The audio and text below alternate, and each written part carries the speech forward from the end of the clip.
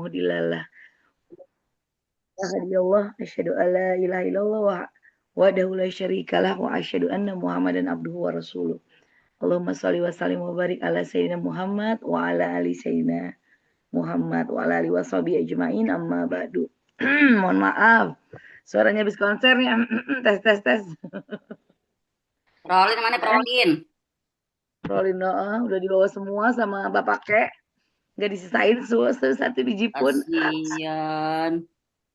Baik, puji dan syukur kita panjatkan kita lupa kepada Nabi besar Muhammad SAW karena hanya dengan Allahumma mengharapkan sholli ala sayyidina Muhammad. kita bisa berkumpul kembali bersama di surganya Allah kelak.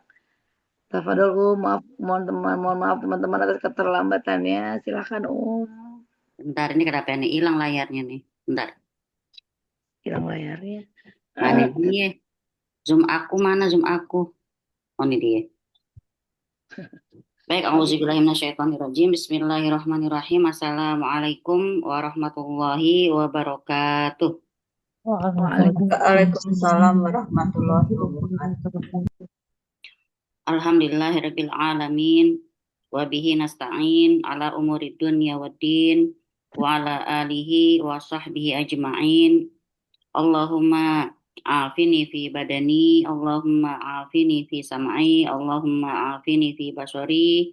La ilaha illa anta, rabbi shrah li sadri wa yassir li amri wahlul 'uqdatam min lisani yafqahu qawli, amma ba'du. Alhamdulillah, segala puji syukur kepada Allah Ta'ala, marilah kita panjatkan selalu setiap saat, di setiap hela nafas kita. Insya Allah sangat-sangat berkaitan juga dengan kitab yang akan kita mulai pelajari malam ini. Tanggal berapa Ibu? Dicatat ya Bu ya. Tanggal 8 Desember 2025. 8 Desember 2025 bab Ya, 1. kita memulai pelajaran kitab Tauhid. Ya, di mana kitab Tauhid ini menunjukkan bahwa insya Allah dari awal sampai akhir, dari bab 1 sampai bab 67 nanti, itu semua yang kita bahas tidak pernah jauh-jauh dari Tauhid. Tauhidnya itu nanti insya Allah ada Tauhid Uluhiyah, nanti ada penjelasannya, definisinya, segala macam, syarat-syaratnya, keutamaannya, dan dalil-dalilnya, juga konsekuensinya kalau kita nggak bertauhid. Insya Allah nanti juga di bab 4-nya masuk ke syirik.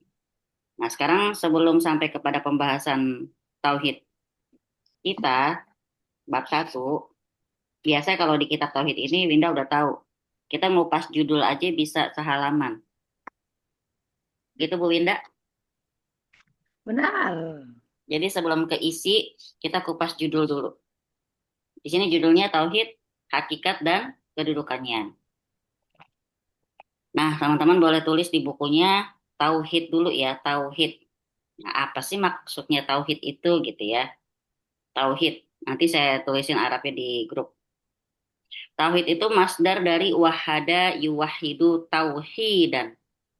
Ya, wahada yuwahidu tauhidan. Saya tulisin di chat. Tauhid. Wahada yuwahidu tauhidan. Ini boleh ditulis ya. Wahada yuwahidu tauhidan. Itu masdarnya. Artinya itu secara bahasa dia mengesakan. Mengesakan. Mengesakan, menjadikannya satu, itu tauhid. Gitu ya. Wahada yuwahidu tauhidan. Kalau bahasa Inggrisnya ibaratnya the one and only gitu loh Mbak Ninis. The one and only. Kena lagi deh kalau udah Inggris. Bisa ya, the one and only, satu-satunya, gitu kan. Jadi mengesahkan, menjadikan satu, kalau kita boleh bilang di sini tauhid. Nah, kalau pakai istilah dari sunnah Nabi SAW tentang tauhid ini waktu Nabi SAW mengutus Mu'az bin Jabal. Ya, waktu Nabi mengutus Mu'az bin Jabal ke Yaman. Jadi Nabi biasa mengutus para sahabat. Mu'az, Mu'az bin Jabal. Diutus sama Nabi ke Yaman. Jadi Nabi biasa ngutus sahabat untuk menyampaikan dakwah. Dakwahnya apa? Dakwah tauhid. Kata Nabi gini, sesungguhnya engkau akan mendatangi suatu kaum ahlul kitab. Maka jika engkau mendatangi mereka, serulah mereka agar mereka bersaksi bahwasanya tidak ada sesembahan yang berhak disembah melainkan Allah dan bahwasanya Muhammad adalah Rasulullah. Gitu ya. Atau dalam lain riwayat Nabi berpesan sama Muaz begini, jadikanlah dakwahmu itu yang pertama kali kepada mereka adalah tentang beribadah kepada Allah. Gitu. Jadi semua dakwah-dakwah Nabi kita dari Rasul dan Nabi dan Rasul dari awal sampai akhir itu semua dakwah tauhid, menyembah Allah, mengesahkan Allah, tidak menyekutukannya, dan kemudian bersaksi bahwa Muhammad adalah utusannya. Ya, jadi di sini maka jadikanlah dakwahmu yang pertama kali kepada mereka adalah agar mereka mentauhidkan Allah. Itu bahasanya.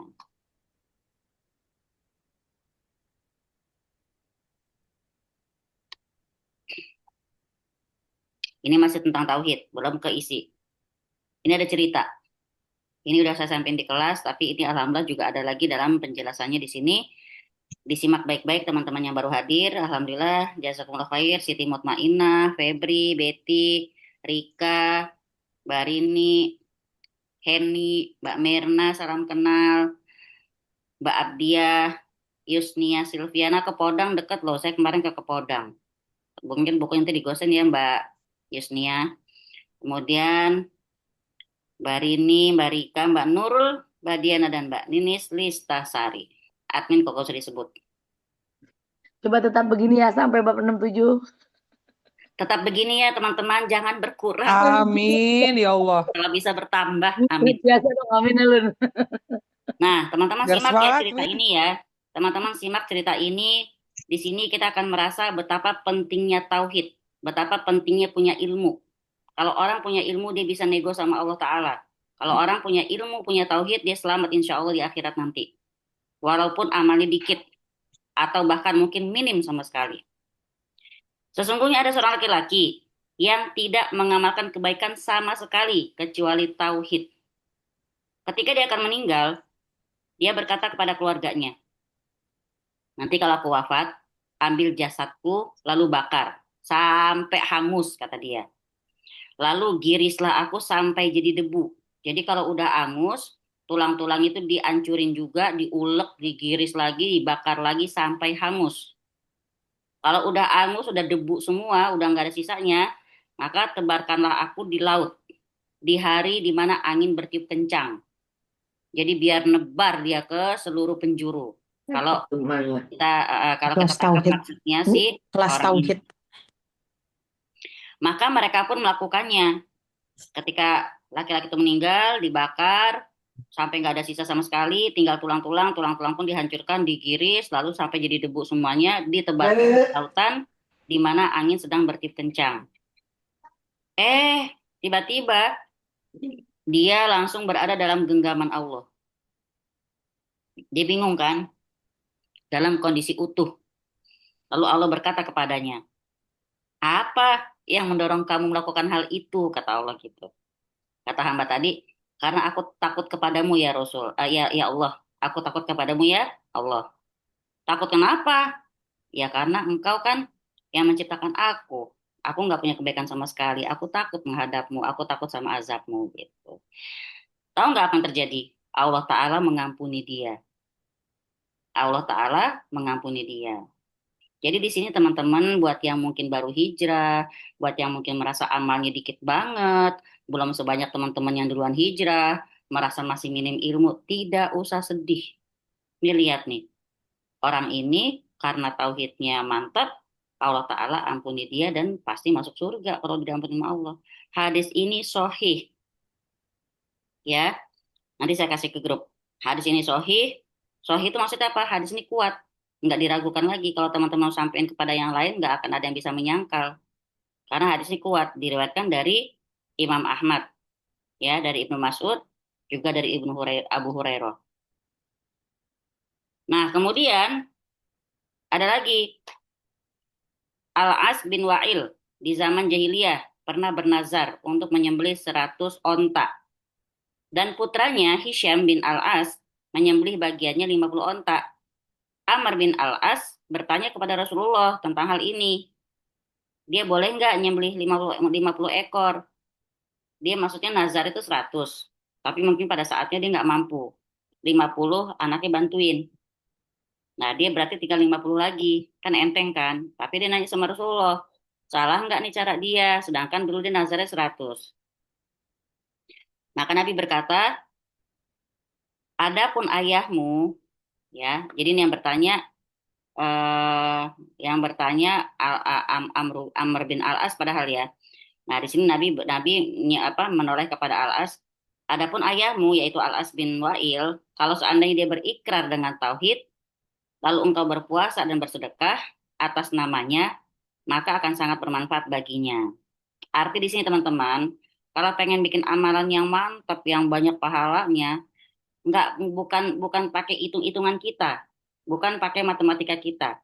Kita pengen nyembelihnya misalnya 100 sapi, ya, atau 100 kambing, diganti sama puasa dan bersedekah, lalu bertauhid, itu udah jauh lebih mantap dari amalan tadi. Ya kalau kita bisa nyembeli 100 ekor kambing, yang kagak mampu bagaimana, gitu kan? Tapi kalau amalan berpuasa, bersedekah, dan bertauhid, insya Allah kan kita semua punya peluang, gitu ya. Insya Allah kita semua bisa. Maka para sahabat-sahabat Nabi juga menggunakan istilah tauhid, ya, sebagaimana datang dalam sebagian hadis dari Jabir bin Abdullah, dia berkata, Nabi pun bertalbiyah dengan tauhid. Gimana talbiyahnya? Labbaik Allahumma labbaik, labbaik la syarika laka labbaik, la syarika lak itu kan tidak ada sekutu bagimu. Jadi dalam talbiyah itu ada tauhid. Gitu. Jadi teman-teman kalau misalnya bingung mau zikir apa, la ilaha illallah atau la ilaha illa anta, boleh ya, zikir Nabi Yunus boleh, terus talbiyah boleh, gitu ya, istighfar juga boleh. Jadi di sini semua hadis-hadis tentang Nabi SAW menyuruh umatnya kepada bertauhid kepada Allah Tabaraka wa Ta'ala. Nah ini udah kepada judul sudah ya. Sekarang kita masih lagi pengertian tauhid. Kita bagi dulu nih teman-teman sekalian. Tauhid dibagi jadi 3, ya. Tauhid dibagi jadi 3. Sebenarnya tauhid itu nggak boleh dibagi. Sebenarnya ya, kasih footnote teman-teman boleh. Sebenarnya tauhid itu nggak boleh dibagi, ya, karena semuanya itu satu kesatuan. Tapi, gitu ya. Tapi kenapa jadi dibagiin? Kaum musyrikin yang melakukan pembagian. Dulu diutusnya Nabi Adam, tauhid dipahami oleh orang-orang, oleh manusia secara terakumulasi tanpa ada pembagian. Akhirnya setelah 10 kurun, 10 abad, muncullah kesyirikan. Jadi orang nggak sadar syiriknya di mana, makanya dibagi. Ini dibagi buat memahami aja, tapi tauhid itu sendiri sebenarnya nggak dibagi-bagi. Ya, kenapa kesyirikan? Karena itu tadi bentuk pecahan tauhid. Mereka mentauhidkan Allah di satu sisi, tapi dia membatalkan tauhid di sisi yang lain. Makanya di sini dibagi. Ya, di surat Yusuf 106. Catat, surat Yusuf 106. Allah Ta'ala berfirman tentang kondisi kaum musyrikin dulu, zaman 10 abad sebelum tauhid dibagi ya, 10 kurun. Dan sebagian besar dari mereka tidak beriman kepada Allah, melainkan dalam keadaan mempersekutukan Allah dengan sembahan-sembahan yang lain. Surat Yusuf 106. Jadi kaum musyrikin yang udah misah-misahin tauhid, maka Allah Ta'ala menjelaskan keyakinan mereka itu yang salah. Ya, dengan menjelaskan bahwa iman atau tauhid mereka itu tercampur dengan kesyirikan. Jadi mereka misah-misahin sendiri, nyembah Allah beda, nyembah yang lain beda gitu. Makanya kita sekarang harus memahami, oke kita bagi dulu nih biar kita bisa memahaminya. Kita bisa menyerang mereka. Kita bisa menjawab mereka-mereka yang kadang suka ngeles soal sesembahan. Kayak kita pernah cerita ya teman-teman pernah ngobrol soal tauhid. Kayak ahlul kubur misalnya, penyembah-penyembah kubur. Kalau kita bilang, ngapain kamu ke kuburan? minta sama ahli kubur. Enggak, kita nggak minta sama mayat kok, kita nggak minta sama yang dikubur. Kita cuma doa, tetap doanya sama Allah. Cuman kan karena yang dikubur itu orang soleh, siapa tahu kita kecipratan kesolehannya itu. Itu ngeles-ngelesnya orang yang kalau dalam kondisi salah nggak mau dibilangin. Kita nggak minta, kita nggak yakin sama orangnya kok, kita nggak minta sama Habib, kita nggak minta sama kiainya, kita minta sama Allah. Cuman kan karena dia orang soleh, siapa tahu minum air cucian kakinya juga mau. Ada yang kayak gitu ya, nauzubillah. Sampai lebay lah mereka menghormati para ulama. Jadi di sini eh, keyakinan tauhid mereka yang disebut oleh Allah dengan kata-kata iman tadi adalah keyakinan mereka bahwa Allah Maha Pencipta, Maha Memberi rezeki. Nah, tapi mereka juga di satu sisi mereka syirik. Ya, mereka nyembah ke selain Allah. Berarti keyakinan mereka rusak dari sisi lain. Padahal di satu sisi mereka yakin, mereka percaya Allah itu yang menciptakan mereka, Allah yang kasih mereka rezeki, gitu. Akhirnya di sini terjadilah pembagian tauhid secara otomatis. Untuk dijelaskan lagi titik-titik yang benar dan titik-titik yang salah. Maka gara-gara kaum musyrikin membagi tauhid, maka Allah turunkan ayat-ayat kepada mereka supaya mereka tidak membagi tauhid, bertauhid pada satu bagian dan berbuat syirik pada sisi yang lain. Tadi udah surat Yusuf 106 ya. Tambahin lagi dengan Al-Baqarah 21 dan 22. Al-Baqarah 21, 22. Bismillahirrahmanirrahim. Ya ayyuhan nasu ubudu rabbakumul ladzi khalaqakum walladzina min qablikum la'allakum tattaqun. Alladzi ja'alakumul arda firasyan was samaa'a binaa'a wa anzala minas samaa'i maa'an fa akhraja bihi minas thamarati rizqan lakum fala taj'alu lillahi andada wa antum ta'lamun.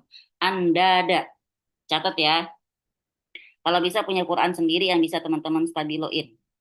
Jadi kata-kata andada digarisin atau distabiloin, andada itu sesembahan lain. Sekutu artinya. Jadi hai manusia, sembahlah Tuhanmu yang telah menciptakan kamu dan orang-orang sebelum kamu, agar kamu jadi orang yang bertakwa. Dialah yang menjadikan bumi sebagai hamparan bagimu dan langit sebagai atap, dan dia menurunkan air hujan dari langit. Lalu dia menghasilkan dengan hujan itu segala buah-buahan sebagai rezeki untuk kamu. Karena itu janganlah kamu mengadakan sekutu-sekutu bagi Allah. Andada tadi ya. Kata-kata andada. Padahal kamu tahu. Gitu. Maksudnya apa? Kamu tahu kalau Allah yang kasih rezeki. Kamu tahu kalau Allah itu maha kuasa. Kamu tahu kalau Allah itu yang ciptain kamu. Tapi kok masih ya kamu bikin sekutu selain Allah gitu. Maka sekarang kita bagi ya. Kita bagi tapi jadi tiga supaya memudahkan pemahaman kita, supaya kita benar pemahamannya bahwa tauhid itu nggak boleh dibagi-bagi. Maksudnya pemahaman kita, keyakinan kita, cara ibadah kita nggak bisa kita bagi-bagi. Mana buat Allah, mana buat makhluk tuh nggak boleh. Makanya sekarang kita bagi memahaminya. Pertama, tauhid uluhiyah. Tauhid uluhiyah. Bisa nulisnya ya. Uluhiyah. Nanti yang kedua tauhid rububiyah. Lalu yang ketiga tauhidnya asma wa sifat. Itu ya. Saya kasih ke kolom chat kalau mau nulisnya yang benar. Pertama tauhid uluhiyah. Al-ilahiyah atau al-ibadah. Ilahiyah itu sama dengan ibadah artinya. Apa artinya uluhiyah itu? Mengesahkan Allah dalam peribadahan. Ya. Mengesahkan Allah dalam peribadahan. Itu tauhid uluhiyah. Mengesahkan Allah dalam peribadahan. Artinya apa? Seorang hamba cuma boleh beribadah kepada Allah semata.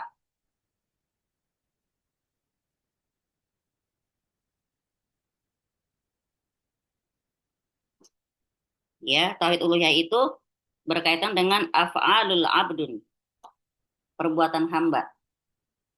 Uluhiyah itu kaitannya perbuatan hamba. Saya tulis di chat. Jadi teman-teman nanti ini harus saya giniin nanti karena ada rububiyah. Kalau rububiyah perbuatan Allah. uluhiyah perbuatan kita. Apa perbuatan kita? Sholat, doa, nazar, menyembelih, rasa takut, rasa harap, tawakal tuh harusnya kepada Allah.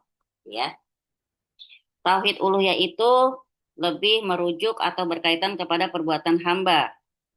Contohnya bisa teman-teman tulis ya, sholat, doa, nazar, menyembelih, termasuk kepada yang namanya rasa takut. Takut apa? Takut nggak bisa makan, takut sama hari esok, takut nggak naik kelas, takut nggak dapat jabatan, takut nggak ditransfer, ya.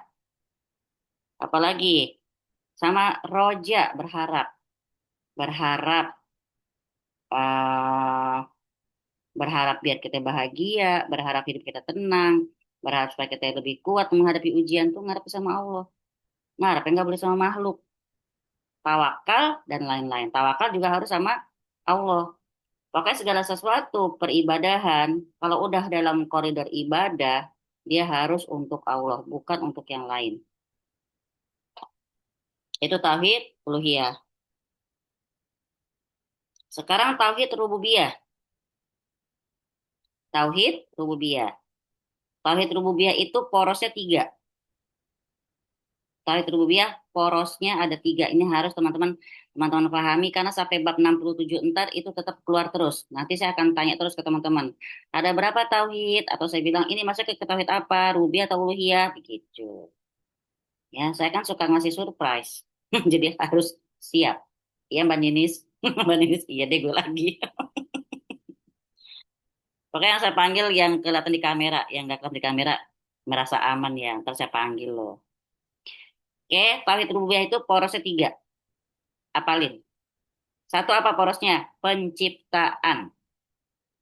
Ya, poros pertama adalah penciptaan. Apa? Allah Ta'ala menciptakan makhluk dan tidak ada, dari tidak ada menjadi ada. Jadi poros pertama adalah penciptaan. Apa maksudnya? Maksudnya adalah Allah Ta'ala menciptakan makhluk dari tidak ada menjadi ada. Tahun 1974 saya nggak ada. 1975 saya lahir. Jrul gitu yang pojok. Saya lahir Winda nggak ada. Tahu-tahu tahun 80-an dia nongol. Gitu kan. Kemudian. Iya, dari nggak ada jadi ada. Ya. Jadi poros pertama adalah penciptaan. Al-Khalqu. Ya, yaitu Allah Ta'ala menciptakan makhluk dari tidak ada menjadi ada. Poros kedua apa? Udah menciptakan, ya jelaslah Allah yang bikin. Berarti yang kedua, Allah yang memiliki. Gitu ya, Allah yang memiliki. Sekarang aja sebagai manusia biasa kita suka bilang ya apa ada yang namanya haki, hak atas karya cipta kan. Terus misalnya kita nulis sesuatu orang kopas tanpa menyertakan sumber, kita kesel nggak? Kesel. Bukan tulisan aku tuh disebarin nggak dibilang lagi kalau itu tulisan aku gitu. Nah, manusia biasa loh ya, itu aja kita pengen diakui. Apalagi Allah Ta'ala udah menciptakan, maka Allah kepemilikan. Ya, poros kedua adalah kepemilikan. Artinya apa? Kepemilikan itu maksudnya ini ya, al-mulku. Kepemilikan itu al-mulku.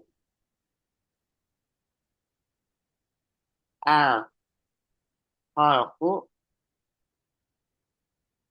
penciptaan, al-mulku, kepemilikan. Saya tulis semua di chat. Artinya apa? Cuma Allah Ta'ala yang menciptakan alam semesta beserta isinya. Maka Allah Ta'ala pula yang memiliki itu semuanya.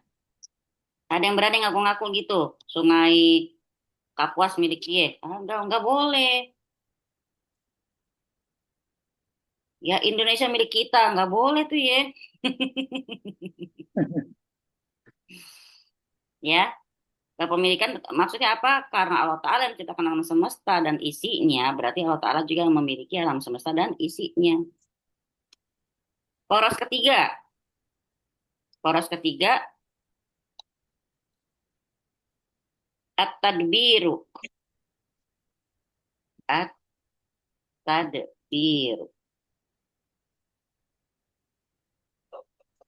Pengatur.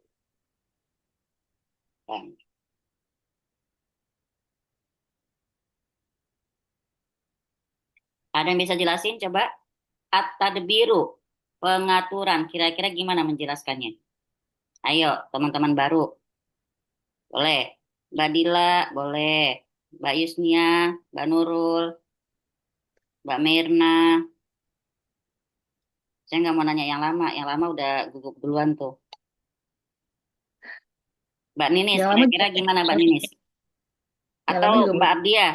Mbak Abdiah Nuha, coba bisa nggak? At-tadbiru, kira-kira apa itu penjelasannya? Saya udah kasih contoh tadi penciptaan, kepemilikan, sekarang pengaturan. Kalau dari kacamata tauhid penjelasannya gimana? Ya, Mbak karena Mirna boleh tuh Mbak Mirna udah buka buka mic. Bentar ya Mbak Abdiah, Mbak Mirna monggo kalau mau jelasin. Allah ya. Semoga tidak salah apa yang saya sampaikan. Bismillah. Allah sebagai pengatur, mengatur segala semua makhluk yang ada di yang yang dia ciptakan dengan segala aturan yang dia ciptakan. Bagus. Mudah-mudahan benar. Oke, Benar boleh, kan? boleh. Nggak disetrap kok, boleh benar. Terima kasih. Kita seru lengkapi betul. Mbak Mirna, kita lengkapi. Tidak ada yang ikut serta bersama Allah dalam pengaturan alam semesta. Ya, nggak ada sama sekali yang ikut serta bersama Allah dalam mengatur alam semesta. Ini mah beliin apa dulu? Bentar ya. Jadi Allah Ta'ala sendiri menciptakan. Allah Ta'ala Allah Ta'ala sendiri memiliki. Allah Ta'ala sendiri mengatur. Semua yang terjadi di alam semesta ini ada di bawah aturannya Allah. Kalimat Mbak Mirna tadi benar, saya cuma melengkapi. Artinya Allah nggak punya partner, nggak punya tim, nggak punya asisten, nggak punya pembantu, nggak ada yang namanya nanam saham, nggak ada. Semua Allah sendiri. Jadi artinya di sini kalau ngomong soal at-tadbiru, tidak ada yang ikut serta bersama Allah dalam mengatur alam semesta ini. Jadi ingat ya teman-teman, apapun yang terjadi itu semua kehendak Allah. Mau bencana alam, mau alam lagi bagus, mau keindahan alam semesta itu semua kehendaknya Allah, bukan dibanding sama siapapun. Jadi nggak ada yang jangan bilang apa ya bilangnya ya, ada bintang jatuh make a wish, jangan gitu ya. Terus apa lagi, lempar koin make a wish juga jangan. Apalagi gembok cinta apalah itu ya, semua yang terjadi atas kehendak Allah. Nggak boleh kita, apalagi kita nggak boleh kita pakai sekutu. Apa sekutu? Maaf maaf, ada yang senang dengan adanya kodam misalnya gitu kan. Pokoknya kalau kamu macam-macam biasanya kamu celaka loh. Kalau kamu menyakitin hatiku berarti kamu biasa kamu celaka karena aku ada yang jagain. Kalau dia merasa bangga dengan yang ngejagain, dia lupa dong penjaga yang paling berkuasa Allah gitu ya. Jadi ada tauhid uluhiyah, ada tauhid rububiyah. Jadi kalau kita bilang tadi, kalau di uluhiyah itu apa namanya, dia kepada perbuatan hamba. Kalau uluhiyah, kalau rububiyah itu kepada perbuatan Allah, gitu ya. Nah sekarang tauhid asma wa sifat. Kita udah tahu asma Allah kan ya, ada berapa? 99. Sifat Allah ada 20 ya, wajib kita ketahui. Sebenarnya banyak sebenarnya ya. Nah, di sini kalau kita ngomong tauhid asma wa sifat berarti apa? Kita meyakini bahwasanya Allah Ta'ala satu-satunya dengan kesempurnaan yang mutlak dari segala sisi. Allah Ta'ala satu-satunya dengan kesempurnaan yang mutlak dari segala sisi. Dalam apa? Dalam nama-nama dan sifat-sifatnya yang agung. Ya, jadi Allah Ta'ala dari segala sisi sempurna tuh punya Allah Ta'ala. Nama-nama, sifatnya. Ya, kemudian kita tulis lagi, nggak ada sesuatu pun yang serupa dengan Allah dari sisi nama maupun sifatnya. Nggak ada. Walaupun ada hamba-hamba namanya Abdurrahman atau namanya Rahman, Rohim, Malik, Apalagi? Makanya Kudus. kalau belum pernah ketemu orang namanya Kudus belum. Ya, Rahman, Rahim, Malik, terus Jalil, gitu kan.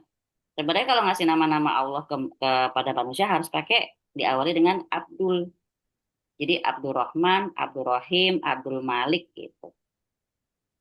Ya, bisa jadi namanya sama, tapi beda lah. Maliknya Allah dengan Malik si anaknya Fulan misalnya, ya beda. Malik Malik anak manusia ini cuma bisa melihat orang tuanya di dekat dia lihat, orang tuanya jauh dia nggak lihat. Allah Al-Malik kemanapun kita Allah Ta'ala melihat. Nggak usah kita yang badannya. Isi hati kita pun Allah lihat. Isi pikiran kita Allah tahu. Nggak harus jadi cenayang gitu ya. Jadi di sini udah ya, insya Allah ya, teman-teman paham ya. Ini kalau saya boleh minta, yang tiga ini benar-benar difahami, dimengerti, dihafalkan. Bukan buat ditanya, tapi buat pemahaman teman-teman. Jadi nanti teman-teman lihat perbuatan apapun akan bisa mengkategorisasikan. Oh ini masuknya kayak rububiyah. Oh ini masuknya ke uluhiyah. Enak loh, gitu ya. Masuknya ke rububiyah nih, nggak boleh nih. Jadi kalau kita mau ngomong soal zaman dulu ke zaman sekarang, zaman dulu itu mereka tunggu, mereka itu tauhid rububiyahnya ada, tapi uluhiyahnya enggak.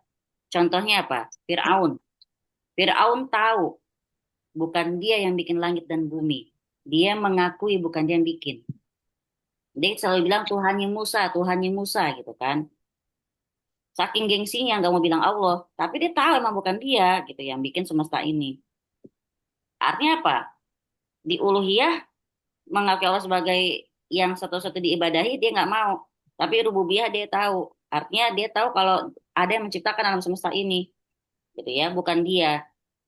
Nah, tapi kesandungnya di uluhiyah. Kalau zaman sekarang, insya Allah uluhiyahnya ada, ya, bukan uluhiyahnya, ya uluhiyahnya itu mereka mantap. Allah satu-satunya yang menciptakan, Allah satu-satunya yang harus diibadahi. Tiba-tiba kesandungnya di mana? Di rububiyah. Orang yang tauhid uluhiyahnya bagus, kelihatannya ibadah bener sama Allah. Tapi kadang-kadang ujiannya di rububiyah. Apa rububiyah? Kadang-kadang khawatir sama hari esok.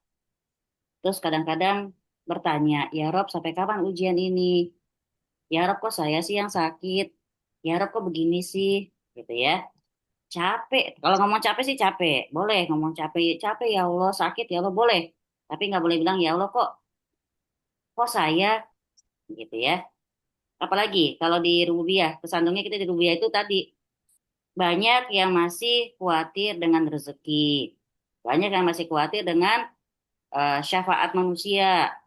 Kalau ngomong syafaat jangan terjemahkan ini ke syafaat di akhirat ya. Syafaat itu maksudnya wasilah, pertolongan, bantuan. Saking dibantu sama manusia sebegitunya, dia jadi kadang-kadang lupa kalau ada Allah Ta'ala yang dia harus wajib diharapkan. Jadi gini, kalau dalam hadisnya gini, ketika kamu dikasih, kamu senang, kamu puji-puji orangnya. Ketika kamu nggak dikasih, kamu marah-marah sama si orang itu. Gitu loh. Padahal sesuatu itu nyampe ke kamu atau tidak, itu karena Allah Ta'ala. Bener nggak? Karena kita sebagai manusia ya Mbak ya, dibaikin, kita senang banget. Tiba-tiba nggak dapat lah, kok tumben nggak ngasih. Nah loh, jadi setiap kita dapat, harus selalu yakin itu dari Allah. Maka ketika nggak nyampe, hati kita perbaikin lagi. Jangan sampai kita merasa, ih, biasanya ngasih, nggak ngasih. Apa gara-gara gue begini? Nah, gitu ya. Biasa dapat, atau nggak dapat, marah sama makhluknya. Padahal yang ngasih adalah Allah Ta'ala. Makanya nanti teman-teman hafalkan doanya, Allahumma la mani'a lima a'taita wa la mu'tiya lima mana'ta. Ya Allah, sesungguhnya tidak ada yang akan bisa menghalangi apapun yang kau berikan.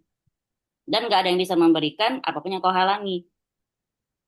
Gitu, nanti insya Allah saya kasih di grup kalau ada yang mungkin belum tahu. Tapi insya Allah salah satu dua mungkin ada yang tahu. Mungkin Mbak Mirna tahu nih insya Allah doanya ya. Ini bagus dibaca ketika teman-teman iktidal.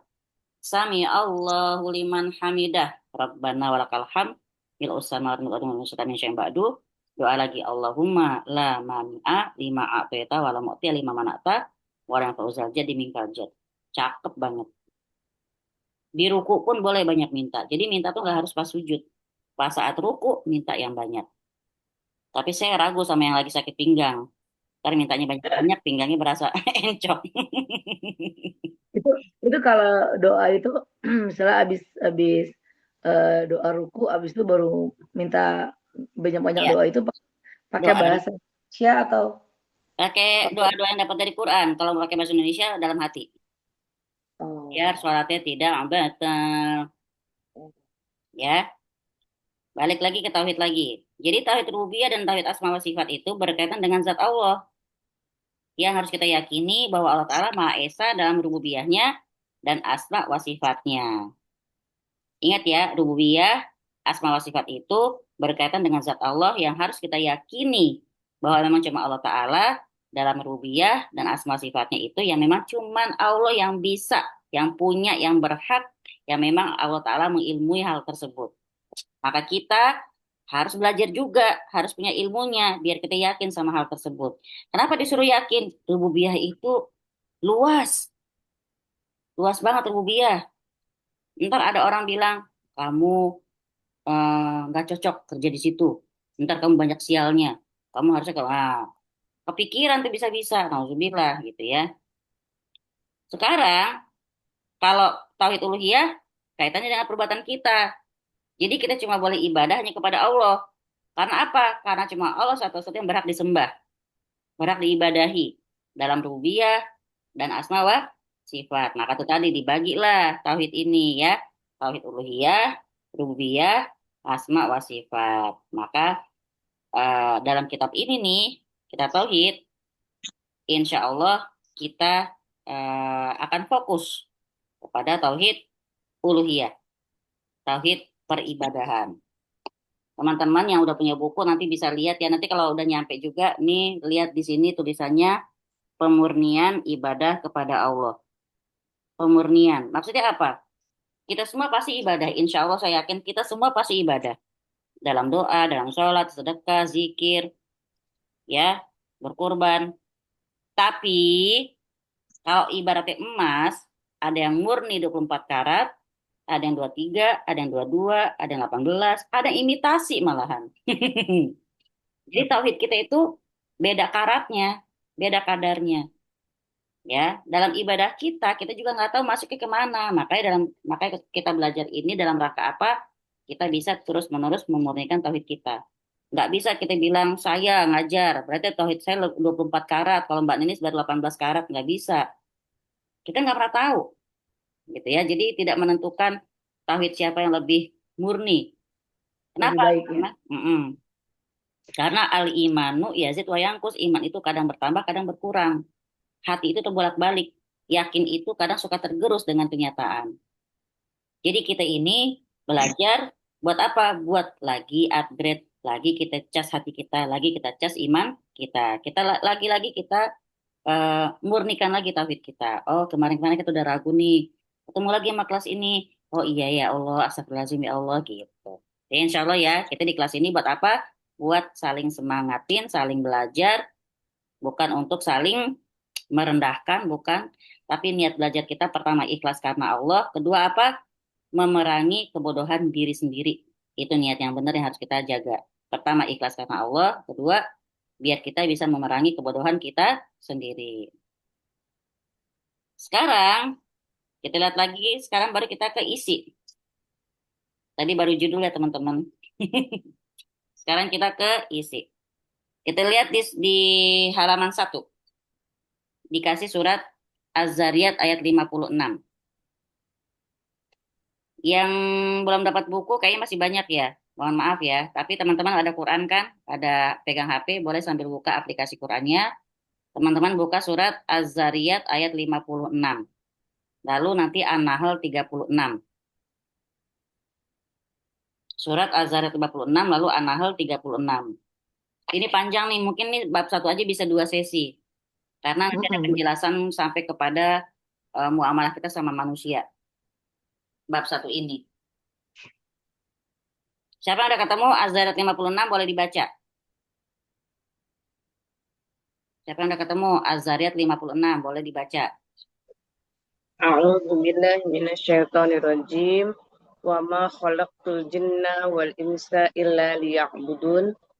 Dan aku tidak menciptakan jin dan manusia melainkan supaya mereka beribadah kepadaku. Iya, mantap ya. Di bab 1 ini kita punya 7 dalil. 1, 2, 3, 4, 5, 6, 7. Oh, ada 7. Kita lihat dulu dalil pertama. Wa ma khalaqtul jinna wal insa illa liya'budun. Dan tidaklah aku ciptakan jin dan manusia kecuali untuk supaya mereka beribadah kepadaku. Dalil apa nih? Ini adalah dalil bahwa jin juga mukallaf. Ya, jin juga mukallaf. Saya tulis di chat. Apakah mukallaf itu? Gitu. Apakah mukallaf itu? Mukallaf itu udah kena beban syariat. Siapa mukallaf? Kita. Sejak kita haid. Ya, anak laki-laki kita sejak dia mimpi basah, mukallaf. Anak kecil, kemudian mumayyiz, baru mukallaf. Mumayyiz itu udah bukan anak kecil masih anak kecil, belum balik tapi udah ngerti. Itu namanya mumayyiz. Kapan mumayyiz? Biasanya umurnya antara 6 sampai 9 atau 10 tahun. Ya. Nanti kalau dia sudah mimpi basah bagi laki-laki baru dia mukallaf. Kalau dia udah haid bagi perempuan baru dia mukallaf. Ternyata jin pun mukallaf, teman-teman. Ya, jin itu mukallaf, dia kena beban syariat. Kenapa? Kenapa? Karena para nabi juga diutus untuk mereka. Jadi jin itu didakwahin. Ya, jin itu juga didakwahin. Jadi nggak ada istilah jin jaga manusia, nggak ada. Nggak, jangan percaya sama jin, nggak boleh juga lah itu. Kalau kita bilang nggak percaya sama jin, dalam surat Az-Zariyat disebut, di surat Ar-Rahman juga disebut. Bahkan dalam Quran ada satu surat yang khusus namanya surat Al-Jin. Gitu ya. Jadi dalil ini menunjukkan bahwa jin pun mukallaf. Karena para nabi pun diutus untuk mendakwahi mereka. Dan Nabi kita sallallahu alaihi wasallam juga diutus untuk golongan jin. Kenapa? Itu tadi, karenanya mereka bisa dapetin balasan di dunia juga di akhirat. Jin juga bisa masuk surga, bisa masuk neraka, gitu loh. Coba yang aplikasi Qurannya masih kebuka, buka surat Al-Jin ayat 15 dan 16. Buka surat Al-Jin ayat 15 dan 16. Nah, kalau ditanya lagi sama teman-teman, teman-teman ada berapa surat yang diawali dengan kata-kata kul? Mbak Ninis. Mbak Ninis Listasari. Coba ada berapa surat di Quran yang diawali dengan kata-kata kul? Ayo. Kalau salah nggak disetrap kok. Ayo. Yang diawali dengan kul. Sebutin suratnya. Al-Ikhlas, Terus. Al-Falaq, Mm-mm, An-Nas, mm-mm.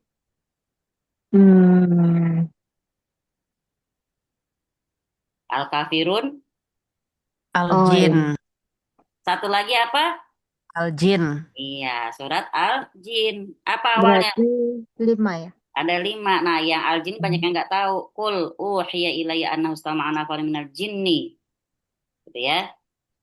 Coba buka surat Al-Jin ayat 15 dan 16. Siapa yang udah buka, boleh baca terjemahannya.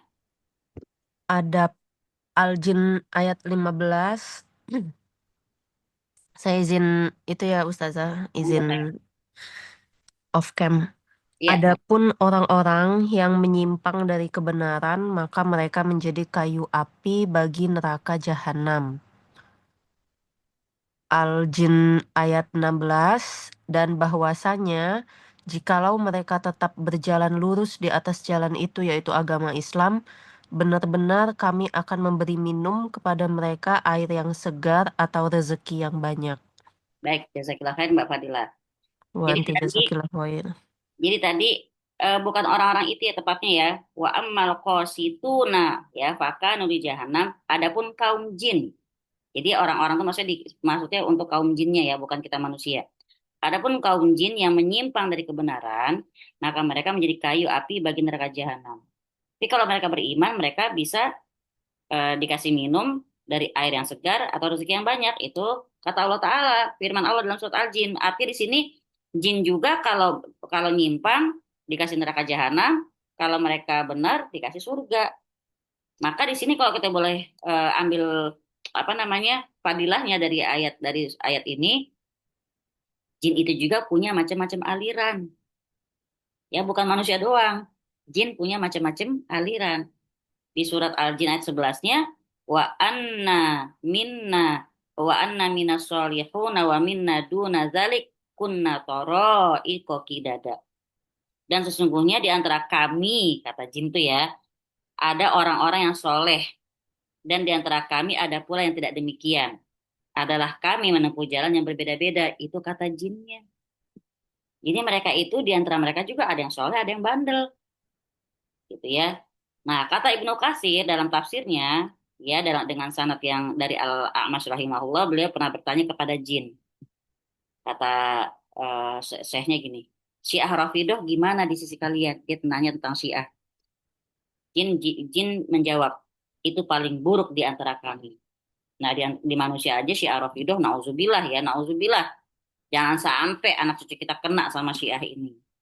Jadi di sini menunjukkan kaum jin juga ada yang soleh, ada yang kafir, ada yang fajir, ada yang mukmin, ada yang kafir, ada yang muslim, muslim pun beraliran-aliran. Nah, tapi gimana tata cara ibadah mereka? Sama nggak sama kita? Ya, ini terjadi perdebatan di kalangan ulama tentang cara ibadahnya para jin. Ya, belakangan di sini apakah para jin dibebankan untuk menjalankan furuknya, cabang-cabang syariat? Kalau para peneliti bilang jin itu sama dibebani secara global, tapi nggak sama persis seperti syariatnya manusia. Kenapa? Karena tetap ya jin itu berbeda dengan manusia. Ya, di sini contohnya nih, jin punya kekuatan buat terbang di udara. Jadi mereka wajib haji. Kalau kita manis tato'a ilaihi sabila, khusus untuk ibadah haji bagi yang mampu harus menjalankannya. Bagi yang nggak mampu ya pasang niat dulu gitu. Kalau jin dia bisa terbang semau dia, sehari bisa sholat 5 waktu di Masjidil Haram, enak bener kan. Jadi syariat tetap beban syariat ada, tapi mungkin beda sama kita. Nah kemudian jin jadi jin nggak dibebankan dengan beban syariat yang tidak dibebankan pada manusia. Jadi ada di kalangan jin dia dapat beban syariatnya, di kalangan kita tidak. Di kita dapat, di jin tidak. Maka setiap syariat yang berkaitan dengan syariat tabiat manusia secara khusus itu nggak akan dibebankan kepada jin. Karena jin nggak punya tabiat tersebut. Jadi ada perbedaannya lah intinya. Udahlah ya, kita nggak usah bahas, nggak usah cari tahu gimana cara wudhunya jin. Ntar si Winda nanya lagi kan iseng gitu kan, sebel saya kan, istinjanya jin gimana gitu kan. Kita nggak usah tanya itu ya Winda ya, tolong ya. Baik, sekarang dibilang wama budun. Tidaklah aku ciptakan jin dan manusia kecuali untuk ibadah kepadaku. Sekarang teman-teman garis bawahi kata-kata ibadah ya di bukunya atau catatannya. Ibadah itu kalau kita bilang abdun ya ibadah berarti secara bahasa kembali kepada makna hina, rendah, ketundukan. Ya, hina, rendah, ketundukan. Kita ini abdun yang hina gitu loh. Kita ini abdun seorang hamba yang hina, yang rendah, yang memang harus tunduk kepada raja kita. Siapa? Allah Ta'ala. Ya, berarti apa? Berarti artinya al-abdun ya, abdul mamluk, kita hamba yang dimiliki oleh Allah Ta'ala. Pokoknya intinya artinya ibadah itu adalah hina, rendah, dan ketundukan. Yang namanya ibadah berarti harus kita serahkan kepada Allah, tidak boleh kepada makhluk. Gak boleh nunduk sebegitunya sama makhluk. Saking takutnya sama makhluk. Ntar kalau gue nggak ikutin, nggak nunduk, ntar aku dipecat. Kalau dipecat, ntar aku nggak dapat gaji. Anak istriku gimana makannya? Itu udah syirik itu. Udah takut itu sama makhluk. Gitu ya. Merendahkan diri sama manusia sebegitunya. Biar dapat makan. Nauzubillah min dzalik. Ya, jadi yang namanya tunduk, hina, merendahkan diri kita itu hanya untuk Allah Ta'ala. Nah, kalau kita boleh bilang ibadah secara istilah, ya, ibadah itu secara istilah syariatnya, kalau kata Ibnu Taimiyah rahimahullah, beliau bilang ibadah artinya suatu kata, ini boleh dicatat ya, ibadah menurut Imam Ibnu Taimiyah rahimahullah. Ibadah menurut Ibnu Taimiyah rahimahullah, karena nanti ini memang ini penting kalau saya bilang catat, insya Allah ini penting banget. Ibadah menurut Ibnu Taimiyah rahimahullah adalah suatu kata yang mencakup, ya, suatu kata yang mencakup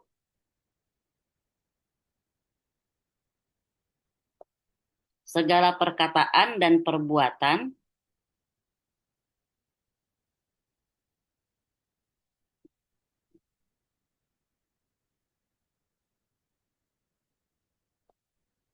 suatu kata yang mencakup segala perkataan dan perbuatan baik lahir maupun batin, baik lahir maupun batin,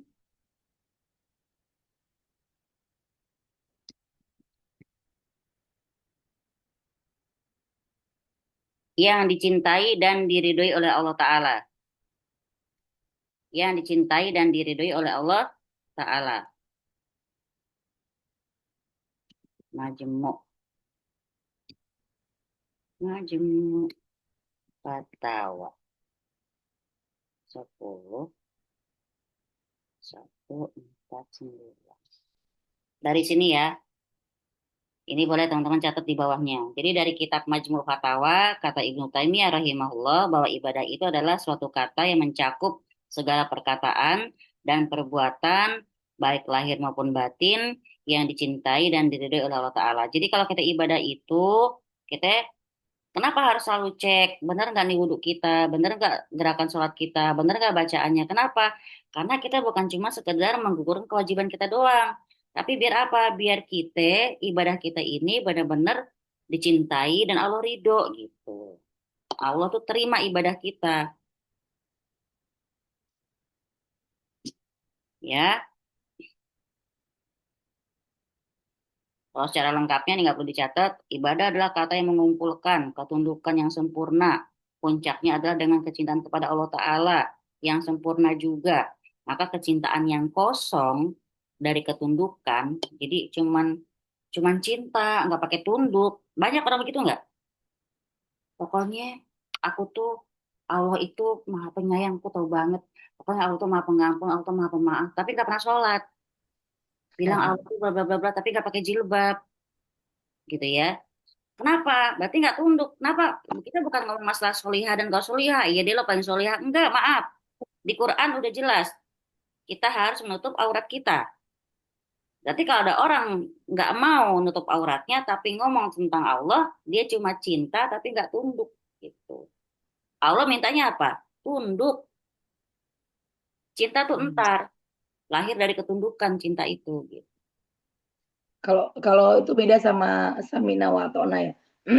Oh, samina ta'na itulah ketundukan yang benar-benar. Sami'na wa ata'na. Kami dengar, kami taatin. Artinya apa? Dia nggak pakai nanya lagi. Kata Allah Ta'ala, tutup aurat kamu. Siap, gitu loh. Nggak pakai nanya dulu. Boleh nggak kalau tutupnya begini? Boleh nggak? Nggak pakai kayak umat Nabi Musa kan? Bani Israil. Suruh nyembelih sapi, nanya mulu. Sapinya kayak gimana? Warnanya apa? Yang dipakai bajak nggak? Pokoknya gitu deh, jadinya susah gitu. Makin banyak nanya, makin susah. Jadi di sini kecintaan yang kosong dari ketundukan, juga ketundukan yang kosong dari kecintaan itu bukanlah ibadah. Cuma dikatakan ibadah kalau dua perkara itu ngumpul jadi satu. Ya nunduk, ya cinta. Susah nggak? Susah. Saya juga sendiri mungkin belum tentu saya senunduk itu atau secinta itu. Walaupun kita ngakuin, kita cinta. Tapi masih pengen hidup nggak? Masih. Kita cinta mau loh. Tapi kadang-kadang maaf banget, takut mati gitu loh. Jangan sekarang ya Allah, masih ada anak saya masih kecil. Jangan sekarang ya Allah, gitu. Manusiawi nggak? Manusiawi, gitu ya. Jadi di sini dalil yang pertama ini kita dipaparkan di sini buat apa? Buat menunjukkan tujuan utamanya penciptaan jin dan manusia. Buat apa? Buat ibadah pada Allah. Dan ibadah yang dimaksud tentu ibadah tauhid. Artinya ibadah cuma untuk Allah. Nggak mungkin Allah merintahkan kita ibadah kepada selain Allah, nggak mungkin. Itu tadi ya, kita udah belajar dalilnya, rububiyahnya, uluhiyahnya. Itu Allah yang menciptakan, Allah kasih rezeki. Ini isyarat bahwa kalau kita sungguh-sungguh ibadah kepada Allah, ya, berarti kita menggunakan tauhid. Tapi kalau sampai ada yang benar-benar ibadahnya untuk selain Allah, maka sungguh dia udah terjerumus dalam kezaliman yang besar. Karena Allah semata yang sudah menciptakan kita, kasih rezeki, kita diaturin hidup kita sama Allah. Nunduknya sama yang lain, gimana Allah nggak marah? Gitu ya. Jadi di sini di ayat Az-Zariyat 56 ini sudah dijelaskan dengan gamblang ya tentang tujuan teragung dari penciptaannya jin dan manusia. Allah nggak nyebutin hewan loh ya pada ayat ini. Allah cuma bilang jinna wal insa. Kenapa? Itu tadi, kalau manusia dan jin tidak melakukan tujuan penciptaan itu sendiri, maka tidak ada bedanya kita dengan hewan. Gitu ya. Bahkan kita mungkin bisa lebih parah dari hewan. Coba teman-teman ingat-ingat surat At-Tin. Laqad khalaqnal insana fi ahsani taqwim, gitu kan. Sungguhlah kami ciptakan manusia itu dengan sebaik-baik penciptaan. Tapi ayat selanjutnya jomplang banget. Summa rodadnahu asfala safilin. Baru Allah angkat kita nih. Di ayat selanjutnya Allah lempar benar-benar. Kenapa? Tapi kami lempar dia, ya, kami rendahkan dia dengan serendah-rendahnya. Itu maksudnya kalau ya enggak serta-merta Allah ciptakan, Allah bikin kita bentuk yang bagus, lalu Allah buang, enggak. Tapi kalau kita enggak beriman, maka Allah buat kita rendah serendah-rendahnya, bahkan lebih rendah lagi dari hewan. Kita lebih parah dari hewan. Kenapa? Hewan enggak ada beban syariat, kita ada beban syariat.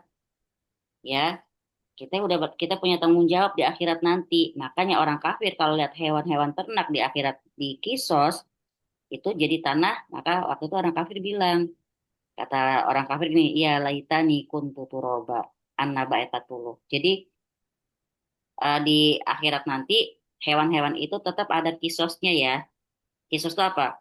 Kan ada hewan di dunia ini yang sabung ayam, ya, yang mereka berantem, yang mereka melukai satu sama lain, itu mereka dikisos loh. Hewan aja kena kisos. Apa kisos? Hukum itu tadi, kuping dengan kuping, kaki bayar kaki, tangan bayar tangan, nyawa bayar nyawa.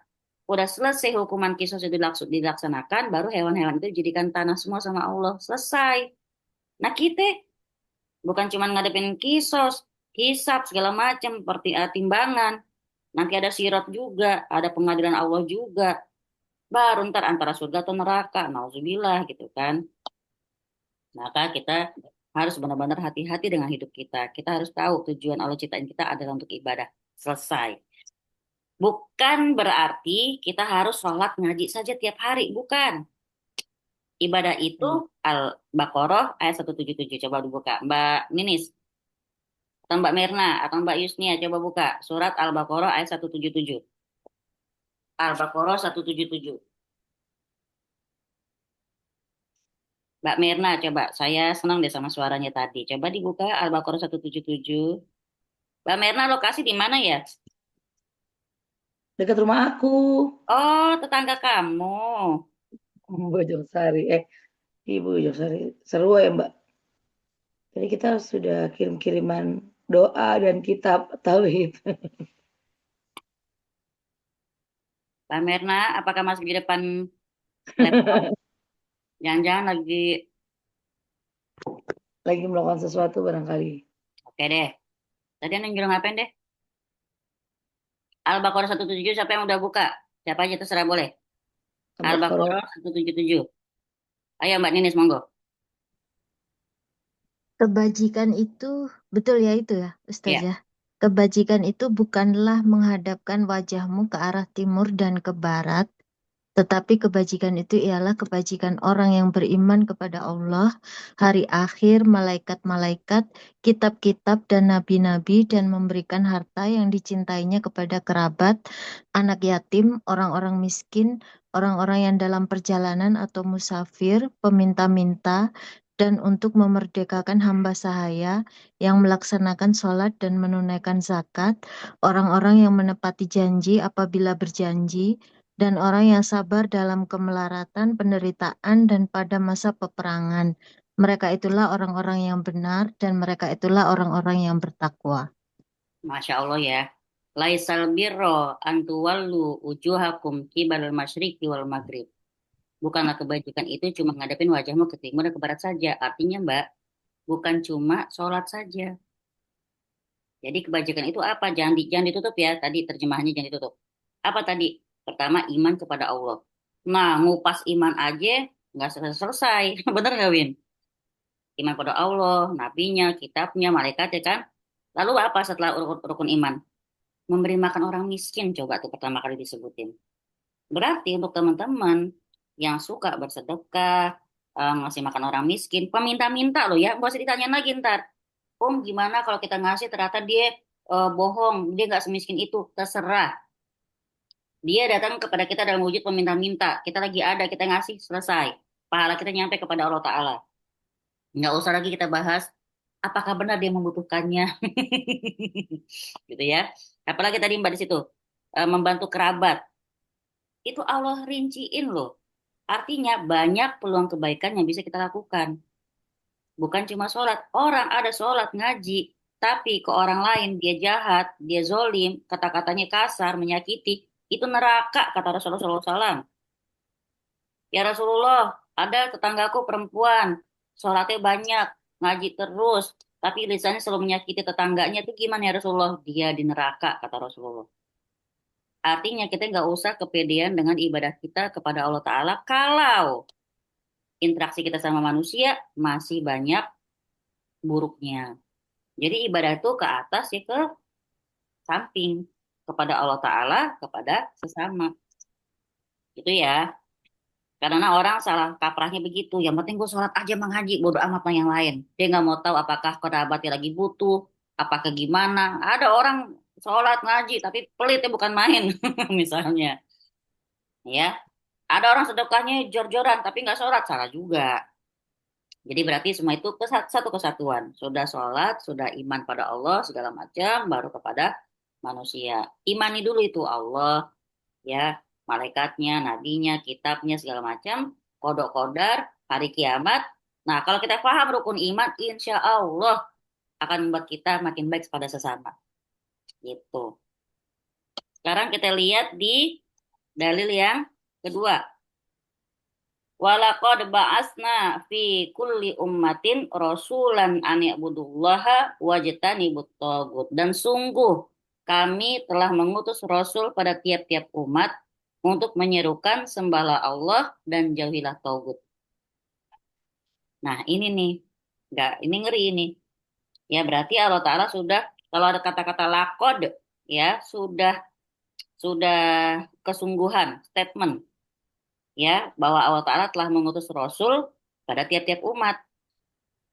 Kita nggak bisa ngeles ntar, apalagi kita umat Nabi Muhammad, yang insya Allah di akhirat nanti paling pertama diproses dibanding umat-umat yang lain.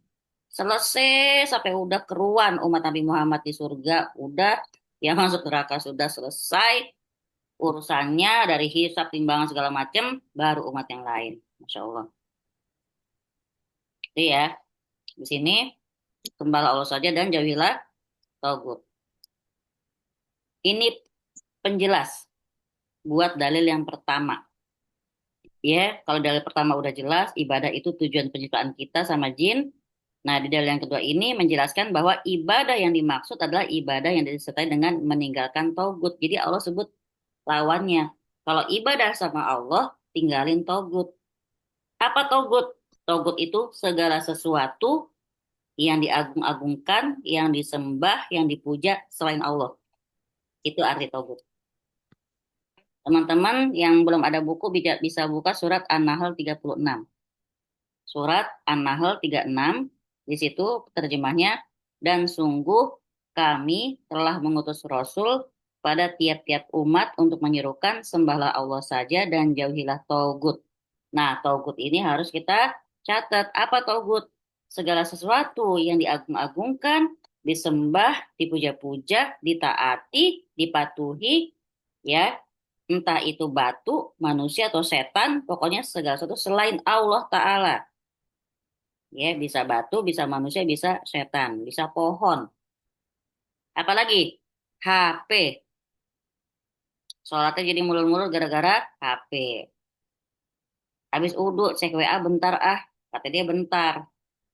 Bentarnya bisa buat ibadah umroh. Kalau kata orang sebentarnya perempuan bisa ditinggalin ibadah umroh. Ya, jadi dalam Kehilman. juga tentang togut, di sini Allah Ta'ala menyebutkan kalau nyembah Allah, ya udah sembah Allah saja. Dan jauhilah togut. Allah sebutin dua. Antara penyembahan kepada Allah dan juga Allah sebut lawannya, yaitu togut. Jadi kalau kata ulama, syarat bahwa togut, ya syarat dia jadi togut ya, dia itu disembah selain Allah. Dan dia ridho sama hal tersebut. Ya, kalau misalnya Nabi dan orang-orang soleh yang disembah, itu mereka bukan togut karena mereka kan nggak ridho. Jadi kalau ada orang ke kuburan para wali, walinya udah nggak ada kan, nanti di akhirat nanti bukan berarti lantas para wali itu jadi togut, bukan. Mereka kan disembah ketika mereka udah nggak ada. Dan pasti mereka nggak akan ridho mereka disembah gitu loh. Seperti halnya orang-orang yang ngaku menyembah Isa misalnya. Nah, nanti Nabi Isa juga gitu dia apa aku nggak minta disembah ya Rob, aku berlepas diri. Subhanallah, aku nggak pernah minta seperti itu kata Nabi Isa. Jadi berarti kalau dibilang menjadi togut, kita harus mengingkarinya, tidak menyembahnya, tidak memujanya dalam bentuk dan cara apapun. Datang waktu sholat, HP-nya taruh dulu gitu. Kan kalau orang bilang sekarang berhala gepeng tuh, HP ya. Jadi di sini kalau dari ayat ini ditunjukin, ya ayat ini menunjukkan bahwa perkara tauhid itu adalah perkara disepakati oleh para rasul. Walaupun syariat mereka bisa saja berbeda-beda sesuai dengan zamannya masing-masing. Ya menyuruh kepada tauhid dan meninggalkan togut itu udah dari turun-temurun seperti itu dakwahnya. Ya nggak kenal kondisi, waktu dan tempat. Tapi kalau syariat mungkin bisa berbeda, tapi kalau urusan tauhid dari dulu sampai sekarang sama. Para nabi adalah saling bersaudara sebapak. Ibu mereka berbeda-beda dan agama mereka satu. Berarti tauhidnya satu. Yang dimaksud agama mereka satu maksudnya itu tauhid, gitu ya. Ini harus digarisbawahi. Kenapa? Karena para dai-dai dari kalangan pluralisme yang mengagung-agungkan toleransi ingin merubah makna hadis ini. Mereka justru bilang perkara yang disepakati oleh para rasul bukan tauhid kata mereka, tapi perkara-perkara yang bersifat kemanusiaan, keadilan, kesamaan, kemanusiaan, kebebasan segala macam. Maka mereka bablas urusan toleransi. Sholawatan di gereja. Salah nggak? Salah. Salah Itu ya. kaprah. Dia salah kaprah, menafsirkannya seenak dewe gitu loh. Itu teman-teman. Ada yang mau nanya dulu nggak nih? Sebelum kita ke dalil ketiga, soal dalil ketiga panjang banget. Saya prefernya dalil ketiga besok Senin. Biar yang sekarang nggak punya buku, besok megang buku karena nih mantap banget. Ini panjang lebar. Ini menyangkut nanti ketaatan kita kepada orang tua. Yang lagi punya Dan ujian ngadepin orang tua, insya Allah biar nampol. Biar jelek. dan waktu kita tinggal 15 menit lagi, Bu. Iya, mau bertanya, monggo. Ziarah wali boleh atau enggak Ustazah? Atau gimana itu Nah, itu hukumnya? ya. Kalau dalam hukum ziarah, apalagi perempuan ya, sunnahnya ini nggak ke perempuan dulu. Pokoknya sunnahnya ziarah itu tidak sampai melakukan safar. Apa safar, Mbak? Perjalanan jauh. Kalau kita bilang ziarah kubur bilangnya, jangan jangan ziarah saja. Sebenarnya ziarah itu nengok ya, nengokin. Jadi kalau saya bilang mau ngapain ke Bali, mau ziarah ke Mbak Ninis, itu nengokin, berkunjung. Ziarah itu berkunjung. Terus kalau nyebut yang sudah meninggal bukan almarhum ya, tapi Allahu yarham. Semoga Allah merahmati dia. Jadi kalau kita bilang almarhum, uh, itu untuk orang yang masih hidup tepatnya. Semua apa almarhum, semoga Allah menyayangi dia. Kalau Dia Allah tersayang. kalau Allah yarham, Allah sudah merahmati dia. Jadi kalau dibilang, Win lo mau kemana? Mau ke Bali? Mau ngapain? Mau ziarah ke almarhumah Ninis. Itu bukan mudahin Mbak Ninis meninggal, bukan. Tapi mau Tapi kok nengokin. kupingnya nggak enak banget dengerinnya ya Manis ya. Aduh, kuping gue nggak bisa diajarin. Satu jawaban untuk Mbak Ninis, ziarah itu sunnahnya tidak boleh hingga melakukan safar. Maka yang namanya ziarah kubur pun sebenarnya nggak diwajibkan, apalagi buat perempuan. Gitu ya. Kalau kita memang orang tua kita udah nggak ada, doa dari mana saja sebenarnya nyampe. Jadi nggak harus ziarah kubur. Mungkin kalau kita nengokin kuburnya untuk membersihkan boleh, gitu kan ya. Mungkin bisanya setahun 2 kali, misalnya pas Lebaran gitu kan. Itu nggak apa-apa. Tapi kalau sampai diniatkan ziarah sampai keseringan, satu nggak boleh sampai safar, kedua nggak boleh terlalu sering. Itu kata Rasulullah SAW. Ntar insya Allah kita sampai ke situ ntar. Ya penjelasan tentang itu. Tapi apalagi ini ziarah para wali. Saya nanya dulu, yang ziarah itu untuk belajar atau meneladani kesolehan para wali atau mereka ngapain di sono? Biasanya maaf-maaf banget. Yang ikut ke sono itu nanti mereka di kuburan para wali itu berdoa. Mereka ibadah, sholat di sono. Ngapain? Seperti tadi yang saya bilang, takutnya orang awam itu menganggap beribadah di sana doanya lebih makbul. Nah, itu jatuh dalam kesyirikan. Iya, itu dia. Masih tradisi kalau saya lihat ya di Banget, kampung sama ibu. di sini Ya, juga banyak, Mbak. Jadi itu ya kalau kita boleh bilang serem ya zaman sekarang kalau kita nggak benar-benar kenal sama tauhid. Misalnya gini, rombongan ibu-ibu majelis taklim kecelakaan, bisnya kecelakaan misalnya. Mereka habis melakukan ziarah ke para wali misalnya.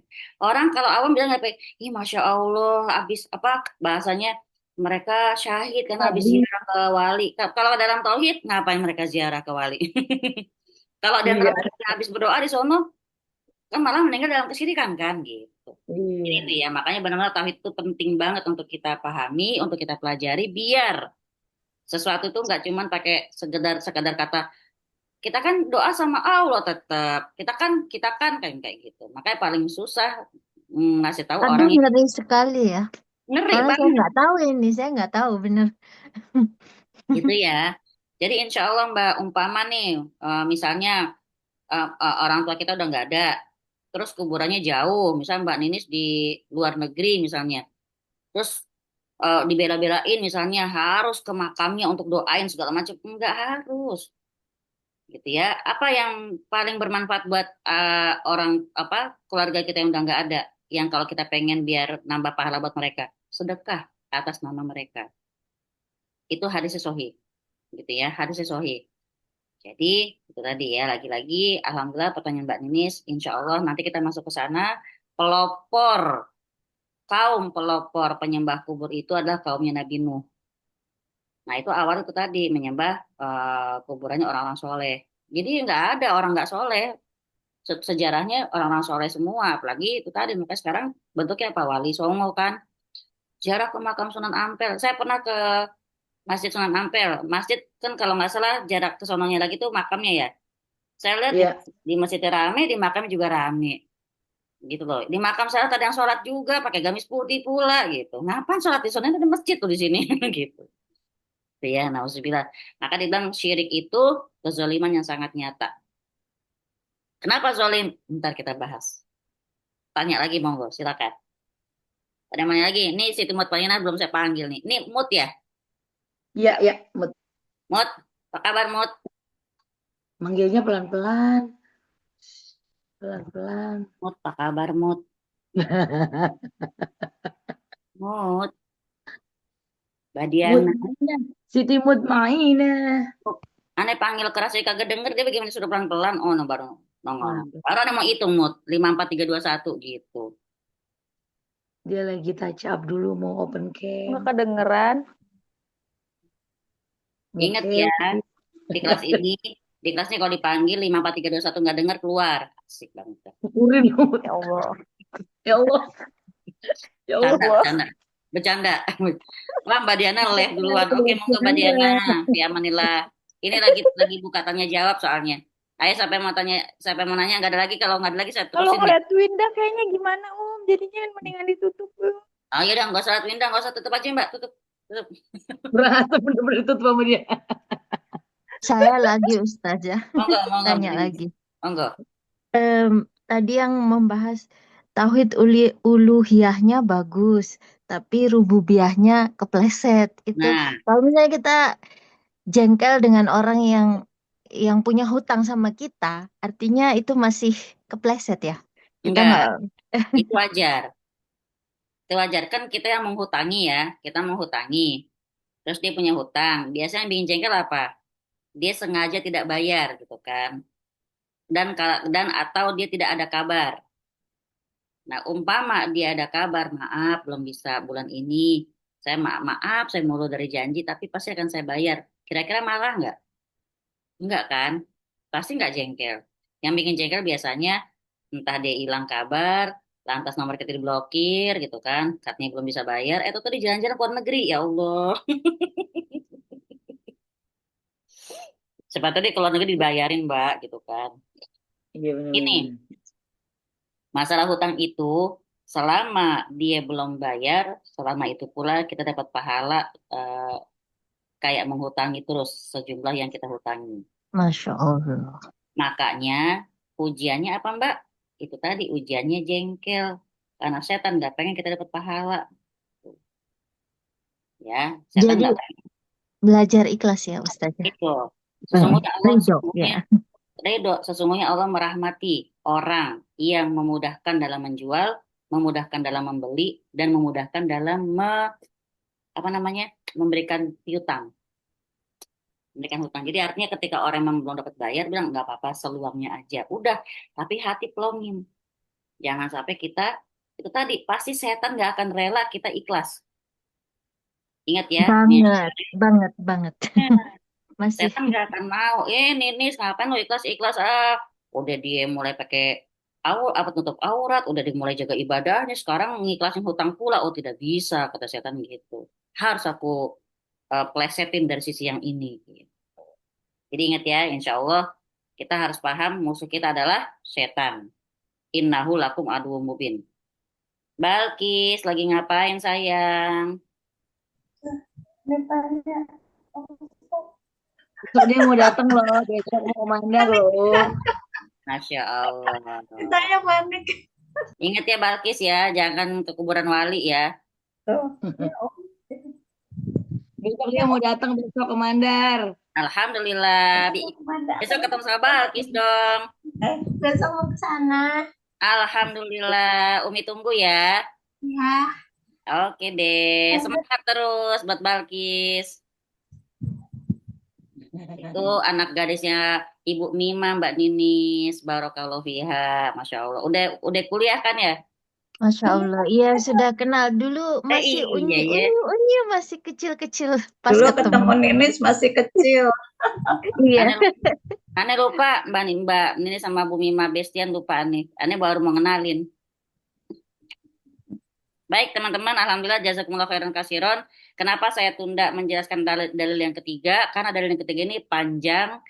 Kalau cuma setengah nggak enak banget ya. Ini nanti insya Allah ada tentang ke Allah juga ke orang tua. Insya Allah kita kupas panjang lebar sampai tuntas di pertemuan selanjutnya. Barakallahu fikum. Semoga teman-teman dikasih kesehatan sama Allah Ta'ala. Semoga Allah Ta'ala tetap menjaga semangat kita. Kita bisa selesaikan buku ini sampai bab 67. Amin ya Iya. Rabbal alamin. Saling semangatin ya. Mbak Dila, ini dari mana sih? Dari Pekanbaru ya? Mbak Fadila Rizky Putri ya? Iya Ustazah. Pekanbaru loh. Bali, Pekanbaru. Siapa lagi yang dari luar? Nggak ada. Kita doang nih orang Jawa. Jawa Barat dan Jawa Tengah. Baiklah, kita serahkan kepada Mbak Winda. Monggo Mbak Winda. Bener nih, nggak ada yang mau nanya, Cie. Pertanyaan-pertanyaan aneh-aneh itu ntar munculnya sih nanti sih emang. Kalau apalagi udah jelang-jelang rukiah. Tapi ntar insya Allah kita pasti punya beberapa rencana jelang Ramadan, Ramadan dan setelah Ramadan ya. Jadi biasanya kelas tauhid akan mengambil peranan lebih banyak di Insya Allah, amin. Nurul Muslimah ketika Ramadan. Insya Allah Amin. doakan semoga kita semua tetap istiqomah. Amin. Doakan kita bisa tetap berjalan berdakwah di jalannya Allah. Amin. Ya Allah Allah. Amin. Baik, sudah nih.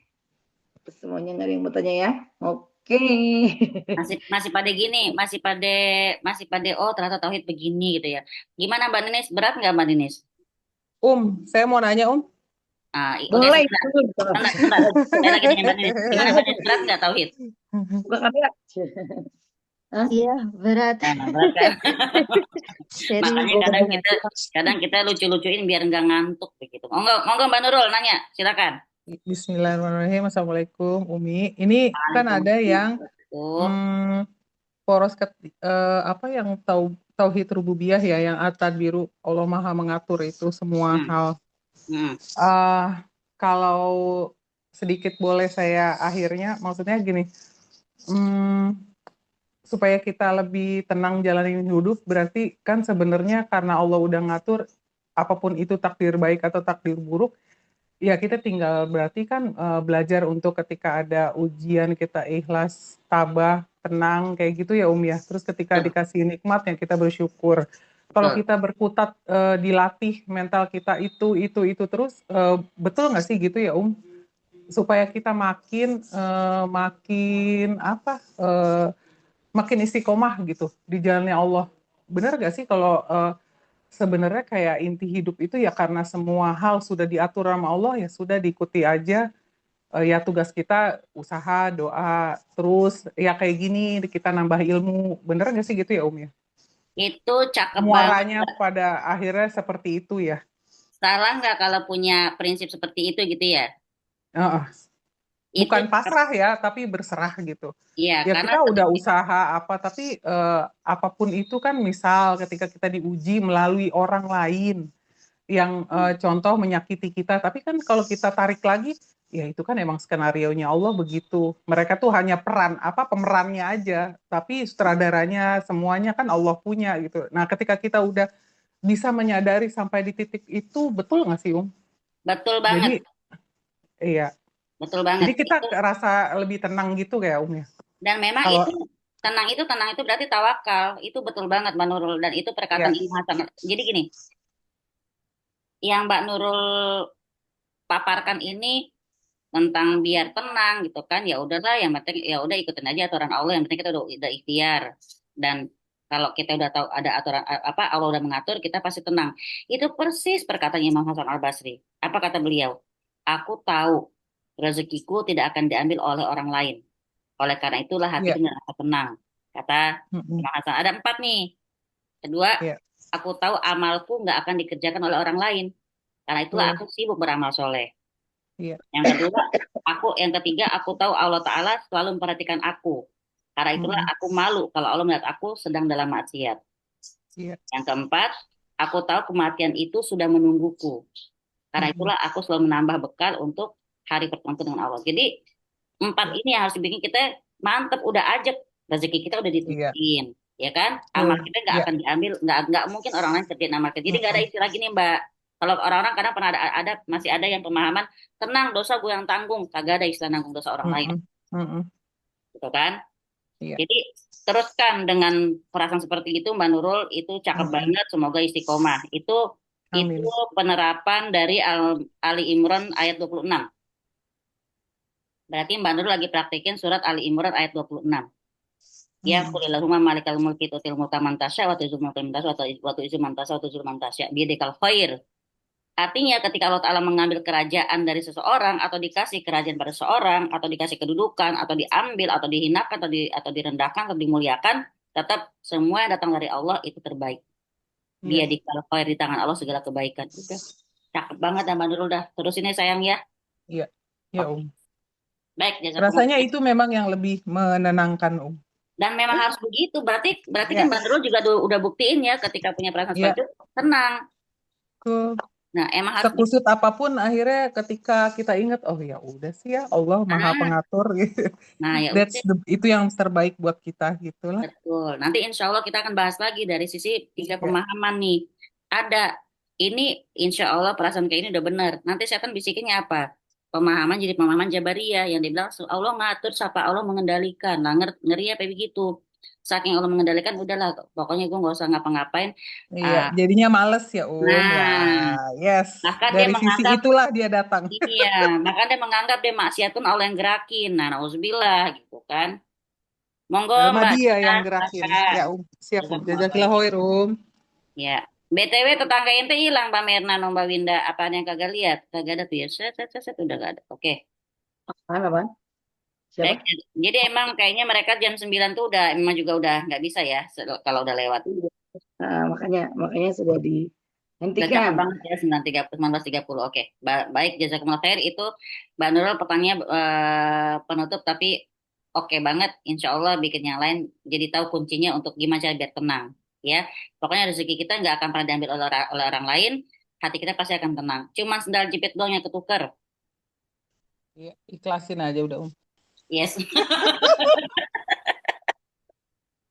Keren banget dia temen siapa dulu tuh, dia tuh keren banget dah. Indah Damayanti emang ini Masya Allah. Nurul Setiori ini sebelah. Baik, dengan berakhirnya pengakuan dan pengabdian Nurul tadi barusan kita sama-sama mengucap hamdalah, istighfar dan kemudian doa kafaratul majelis. Alhamdulillahirobbilalamin. Subhanakallahumma bihamdik asyhadu an la ilaha illa anta astaghfiruka wa atubu ilaik. Jazakumullah khair teman-teman semua, sampai ketemu minggu depan, tetap semangat, tetap istiqomah. Assalamualaikum. Amin, jazakillah khair. Umi, makasih ya Umi. Waalaikumsalam. Izin live.